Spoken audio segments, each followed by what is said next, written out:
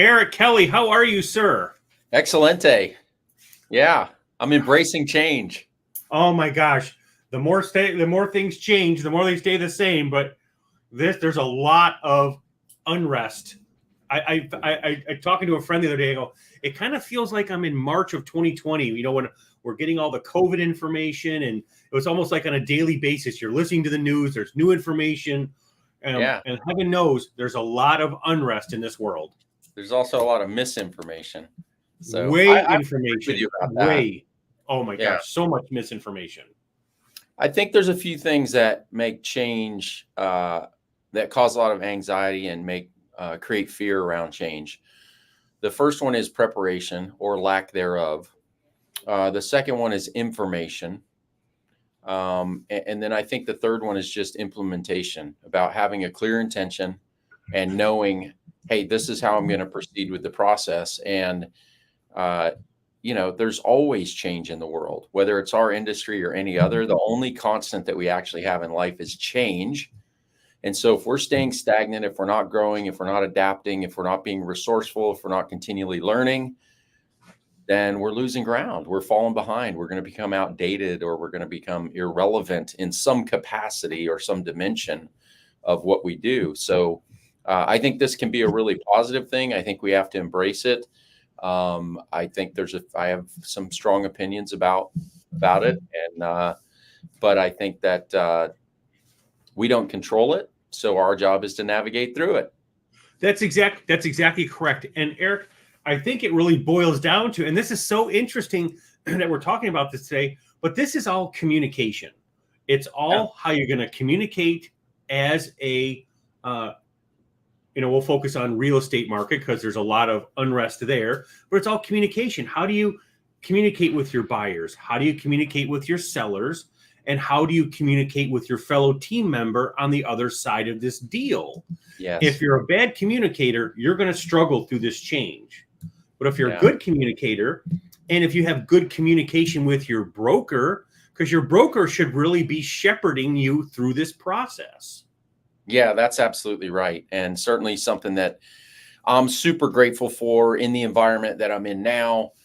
We actually have 10 brokers in our company in Arizona and 3 administrative support people who are working diligently to make sure that we are very, very well equipped. And so I think that EXP has done an incredible job. I know there's a lot of good companies out there that are being proactive, so I'm not trying to pitch our company, but I do want to acknowledge them for doing such a tremendous job in being proactive.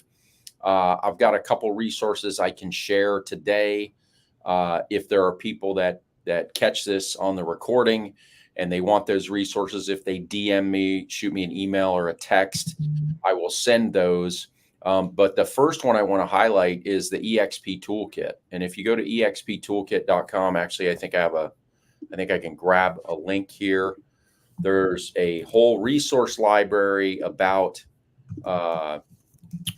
representing buyers and representing buyers in a new era. And so that's free to anybody. Can you say that URL again, Eric? exptoolkit.com? Yeah, I posted it in the comment section of this, but yeah, if you can share it, but it's EXP Toolkit, TOOLKIT.com. There's a bunch of resources there. There's training videos. Our CEO, Leo Perea, did a 48 or 58 minute video. It's a little bit under an hour, but incredibly informative. I've actually personally listened to it multiple times.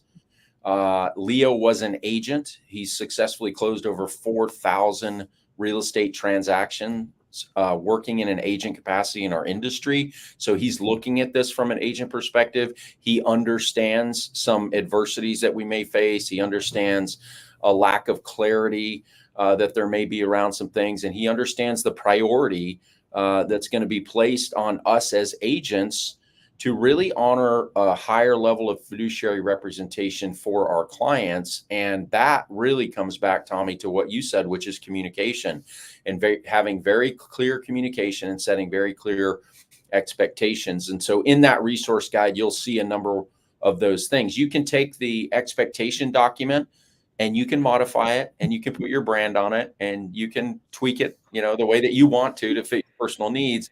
But they're resources, they're there to be used. Some of the documentation that's going to be required going forward is also going to be unique. There's now a single property buyer broker agreement. We have not had that before in our industry. So if you get a sign call and someone wants to see a listing of yours, or if it's an online lead or things like that, there's going to have to be an initial conversation around representation before you go out and put yourself in an agency position with that client. And so that document has been created. There's links to that there. There's also some modifications to the buyer broker agreement where there's some added clarity around compensation and how that's going to be paid.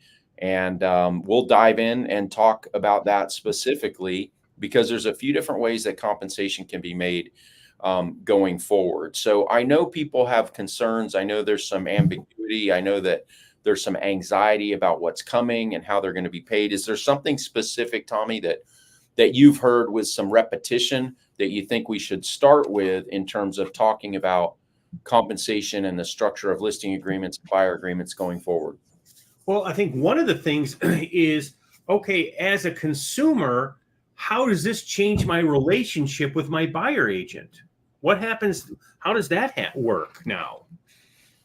So I think there's pros and cons to the changes. Okay. The cons, because it's human nature, we all see the negative first, right? So I'll just start there. The cons are, I think it kind of muddies the water in terms of clearly honoring our fiduciary responsibility, which I've been at this for a little while. And the era that I grew up in, whether it was code of ethics or how our brokerage wanted to present, but it's always been frowned upon or prohibited to negotiate compensation as part of a purchase agreement for a property when representing a buyer.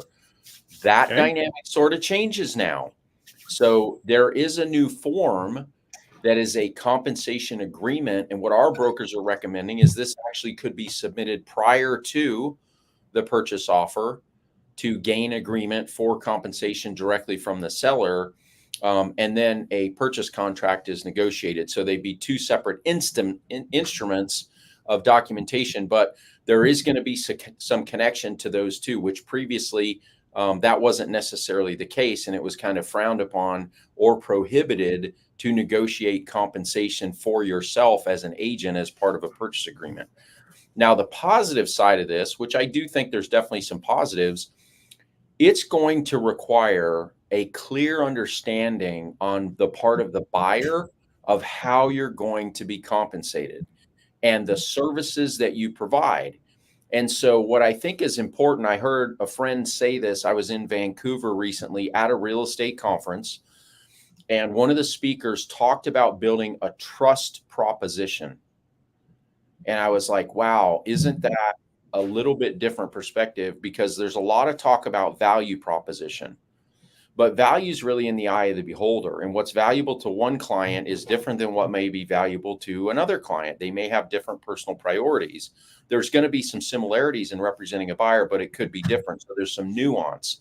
So what I think we do is create a trust proposition, and then we have a value demonstration that comes from our actions over time.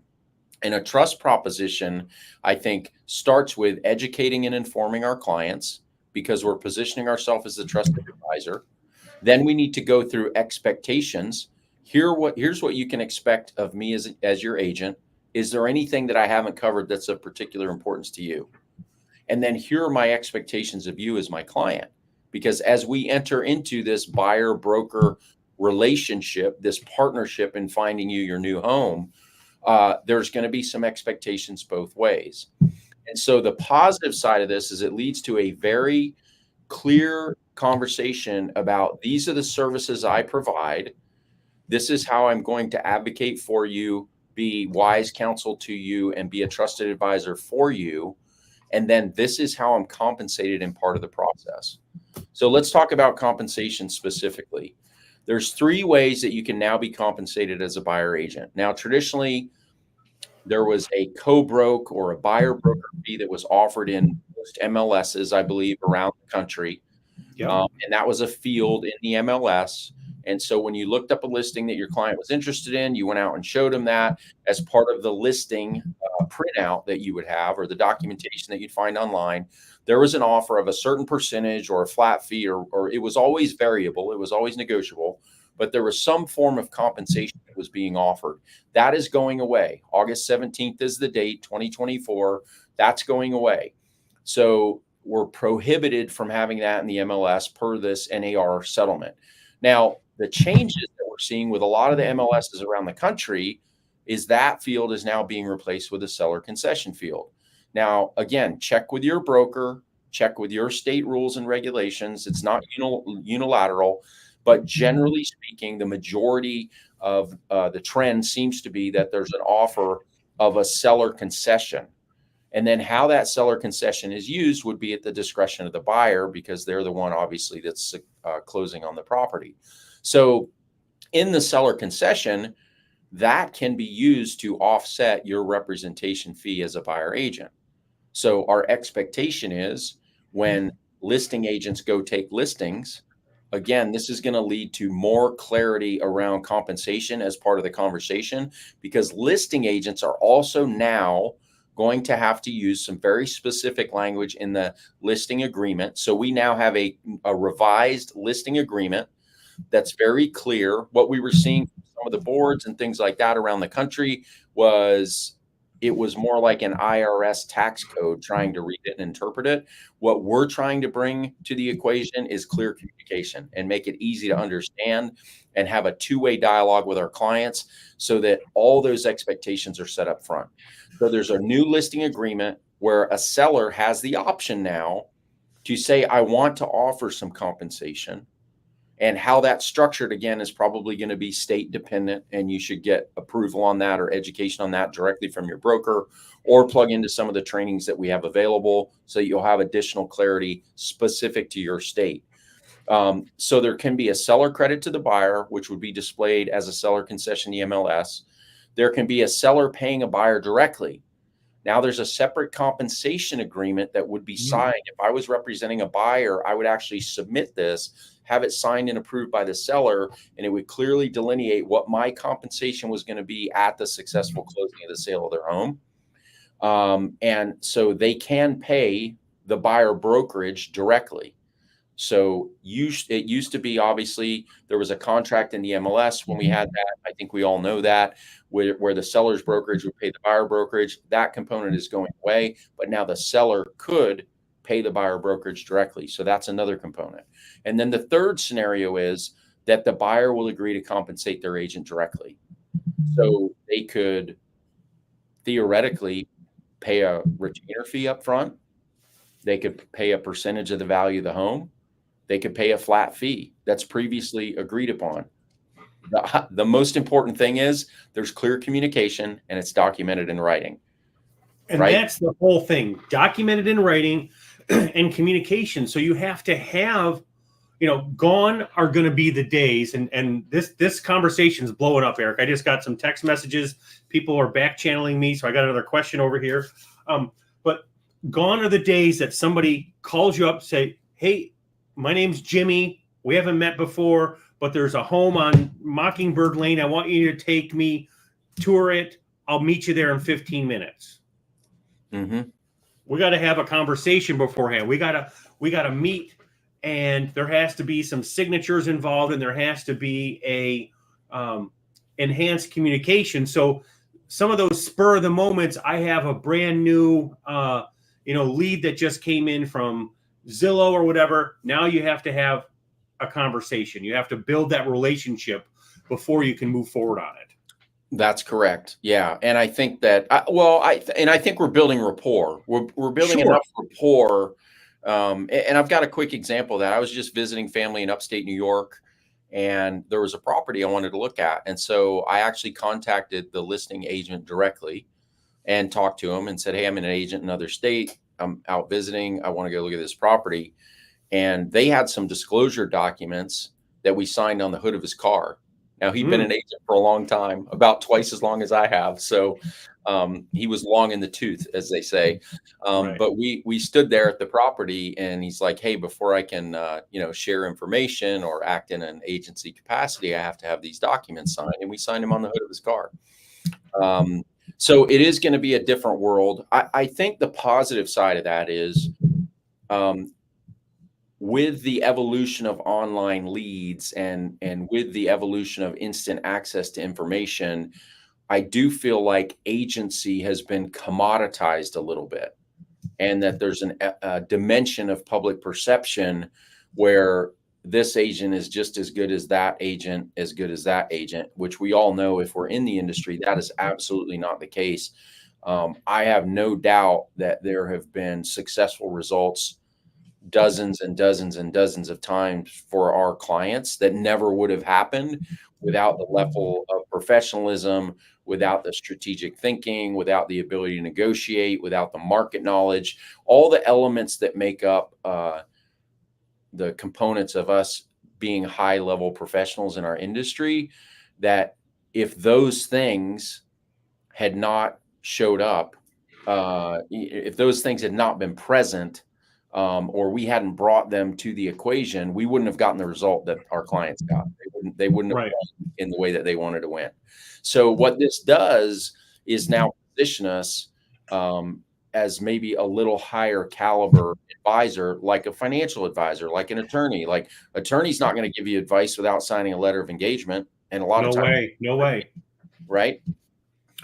And we are in some limited capacity, especially in the state of Arizona, the way our licensing works. We do have a limited license to practice law. And so we are negotiating and we are drafting contracts on behalf of our clients. And so this is just sort of elevating that level of expectation. And people that are credible and that value our services are likely not going to have resistance to that. They're going to understand, but they are going to have questions about it because it's different. Speaking of questions, we have a question here that's coming on in. Can buyers finance their agent commission, or do they have to pay separately? Well, that's a good question. It's a little bit of a TBD. I don't think there's 100% clarity on it. I have heard a number of times that there are going to be provisions for buyers to finance commission. I'm not aware that that exists at this moment, but that's something that we'll certainly stay on top of and be sharing as part of the resources that we're sharing with everyone in the Level Up community to keep them on the leading edge of it. So I do think that it's likely that will be the case. Yeah. Right. And it's going to be very, previously, and I know back to our communication, there used to be a pool of marketing money. Say, we're going to market your home. And part of that money is we're going to put some carrots out there, carrots in the form of a buyer, a buyer commission and that. But I know that there's a lot of, we had some miscommunication that people didn't understand that was part of the marketing dollars. People didn't understand that was part of it. And now we're having better communication. And I think this is a great, it's a great time, but it's really separating the good communicators from the not so good communicators. I think it is. So I think that some things that'll be important to us as agents, we're going to have to be able to clearly communicate what's been going on. And I think we're going to need to start with that. For years and years, I've used a script when I sat down, particularly with buyers, and I've said, understand that our role is to help educate and inform you so that you're equipped to make empowered decisions. Yes. And it's really just embracing that philosophy. And it's really going to be in terms of communication, asking intelligent questions, asking good questions, asking questions of curiosity where you're genuinely building rapport and deepening a relationship and advancing a trust proposition with your clients so that you're earning the right to represent them. And when you do that and you engage active listening and you take your time in that process, in that dialogue, you are going to build a deeper level of trust, which is going to equip you to be able to ask for this level of commitment on the front end before you may have demonstrated a ton of value. But the reality is, in a 10, 15, 20-minute conversation, you can share a ton of value just by being proactive and professional in the way that you communicate. And boy, the questions keep coming in. I got another one right here. Eric, Great. let's go this one. What happens if we go directly to the listing agent to see the home? Does there have to be a pre-signed agreement in that regard? There doesn't have to be a pre-signed agreement. However, there is going to be some restriction, it's my understanding, around dual agency in that scenario. And so what may occur is a buyer may go directly to the listing agent, and then they will have to sign a form where the listing agent is going to have some general obligations like dealing in good faith, truthfulness and honesty, accounting, and sharing accurate numbers and information. But outside of that, they are not fulfilling an agency role. So it would kind of be like a FSBO, right?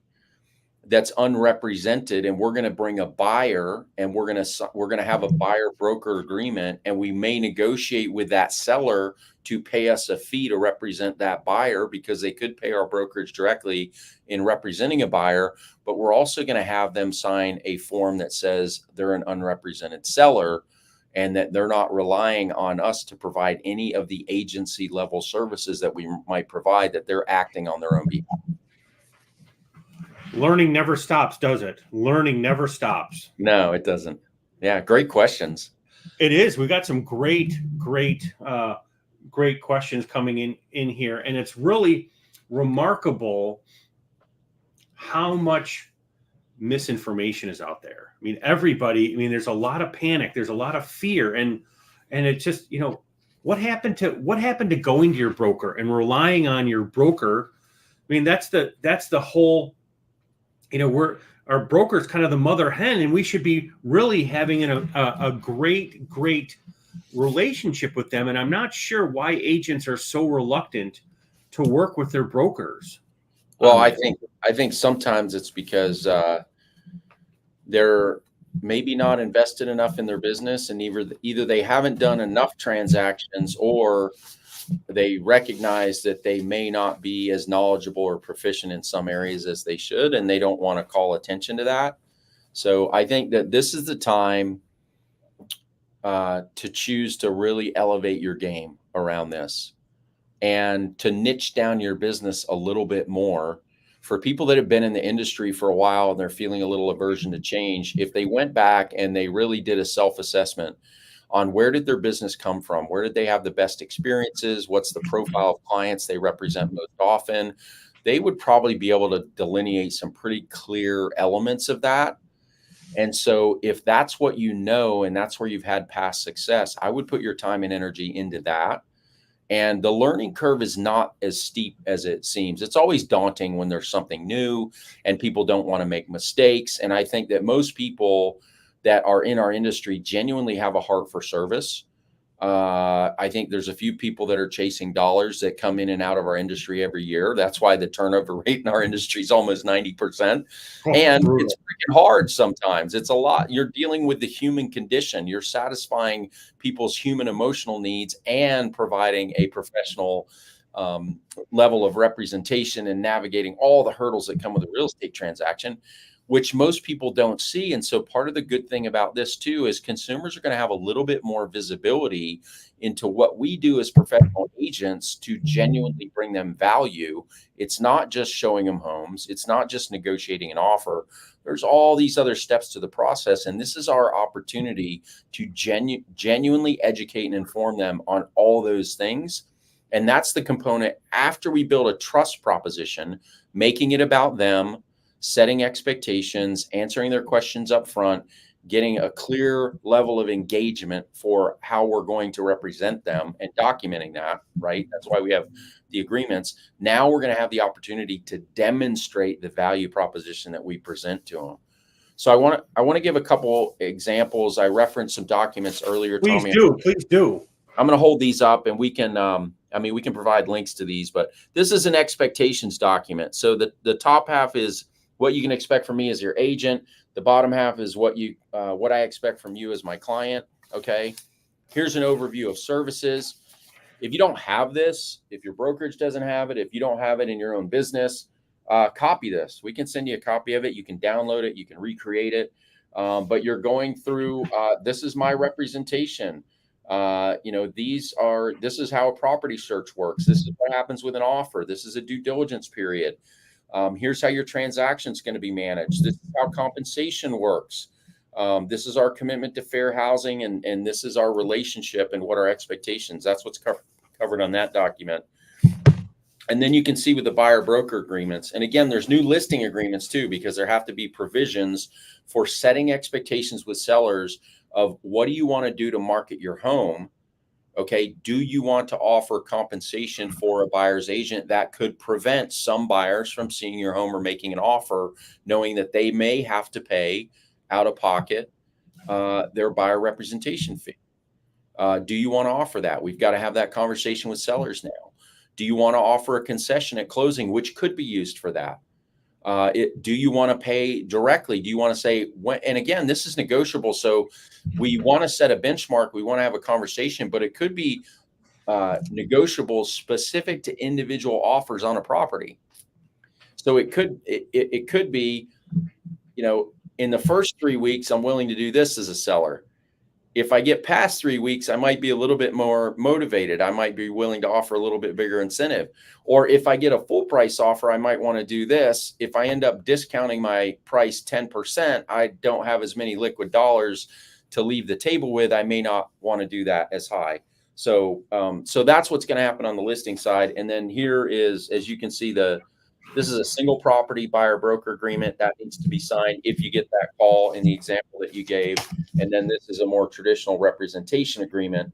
And these things are going to be essential, and they need to happen up front. This needs to be initial conversation type of stuff so that we are protected, but more importantly, our clients are well informed and they're not going to be swayed by misinformation. There's going to be clarity.